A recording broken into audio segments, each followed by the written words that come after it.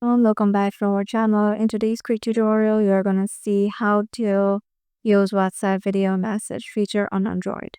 So what you need to do is just to tap on the WhatsApp, and once you are there, head over to any conversation, and now tap on the mic and to tap on the mic, or you can directly go to this video note option in the here, and here you'll find the option to take a video note, so you can record any video from here. So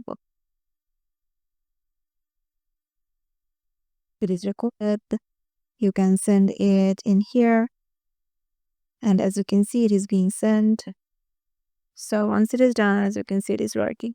So yeah, this is how easily you can just use or send WhatsApp video message feature on Android. Hope this video will help you out. Make sure to give it a thumbs up and subscribe to our channel, and we hope to see you in our next tutorial.